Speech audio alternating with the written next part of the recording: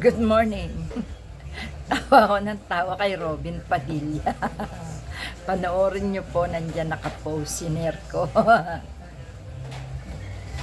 Hindi daw niya talaga maintindihan yung mga pakana ng mga eksperto. Talaga daw, nakakalbo na daw siya. Hindi daw talaga niya naiintindihan.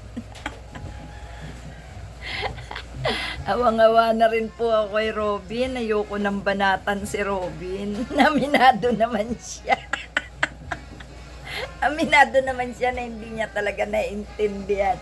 Alam niyo, ano po, seryoso ito, no?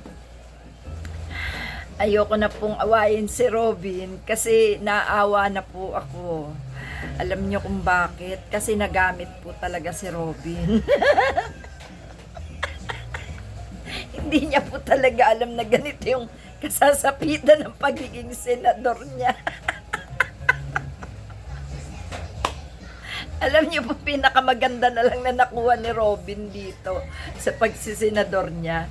Yung siya'y sumisweldo ng 100 plus thousand. Hindi. Sobra pa sa 100,000 ano.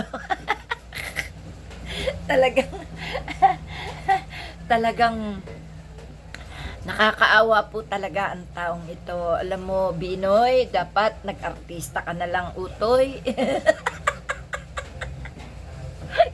Kamukha siya nung anak ng panganay na lalaki. Kaya gustuin ko man lagi siyang minumura. Ako'y nagtitimpi. Naawa ako. Alam niyo mga kapatid, hindi na maaway yung hinahanap natin dito sa social media.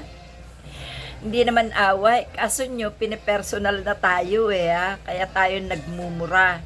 Pero sa totoo lang, pangaral lang Pangaral, paalala, no? Ang ibinibigay natin. Kaso pinipersonal tayo ng mga DDS. Kaya binabanatan ko yung mga amo nila kasi yun ang nakaposisyon.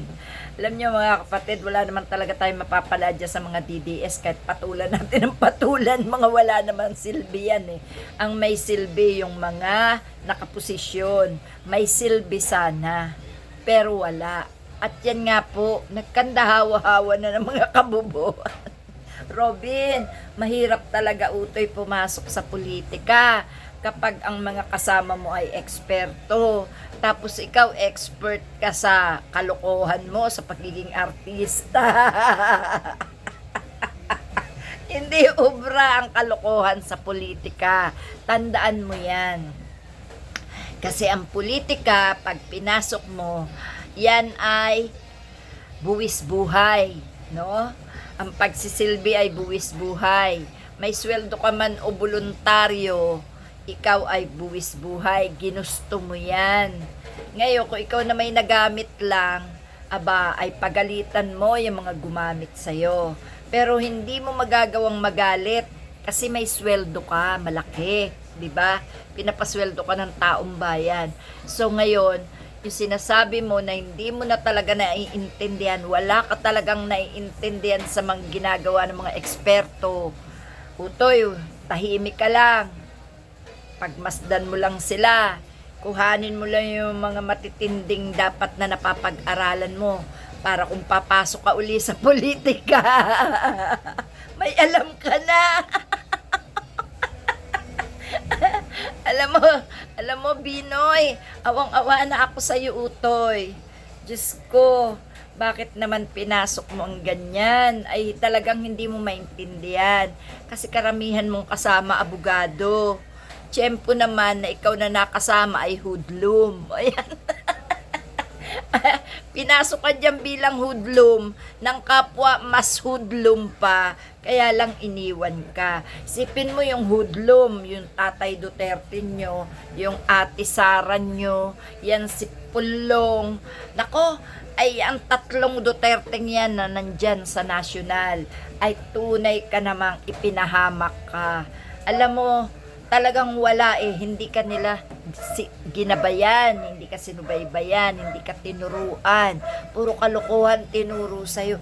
Kaya ayan tuloy. Bukod sa wala ka ng alam, nalunod ka pa sa katarantaduhan nila hanggang sa nahawa-hawa ka na. Imbis na ikaw ay nasa laya at maayos na sana, pumasok ka na naman dyan sa magulong mundo ng politika.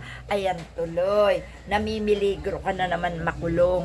Alam mo, pinakamasarap na parte ng buhay ng Pilipino, yung ikaw ang tumutuligsa sa mga pasaway. Kaso, pinasok mo, pasaway. Kaya ayan tuloy. Kaya kahit ayaw na kitang banatan, napipilitan akong banatan ka kasi ang tigas ng ulo mo. Ayaw mo kasi makinig. Pinaka-the best utoy para hindi ka banatan ng taong bayan na nagpapasweldo sa'yo. Ikaw ay mag-resign na habang maaga pa. Huwag ka namang hinayang sa perang susweldoin mo. Kung palagi ka namang minumura, lagi kang nilalait, wala ka ng dignidad pagka ganyan. So, ipagpapalit mo ba sa halaga ng pera yung dignidad mo? Yung pagkatao mo? Habang bata ka pa, kahit nasa 50 anyos ka na, magbago ka, alang-alang sa iyong kaapu-apuhan. Tama na ang pagkukunwari na marunong ka pero ginagawa ka nilang tanga.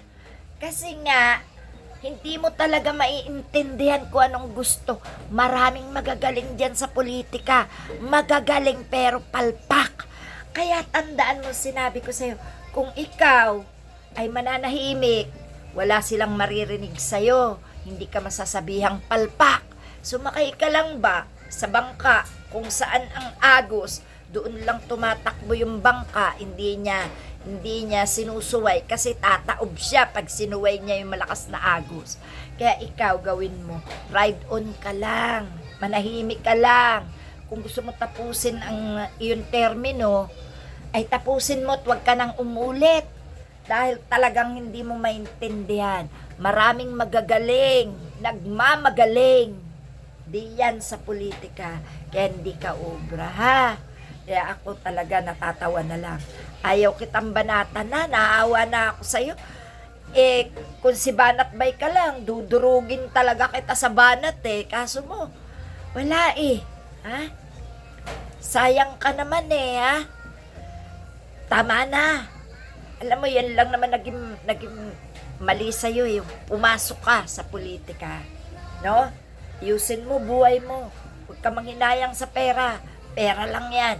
Kaysa yung makakagawa ka ng mabuti para sa pamilya mo at para sa sarili mo. At ganun din sa mga tao. No? Yan ang tunay na serbisyo. Unahin mo ang sarili mong ayusin.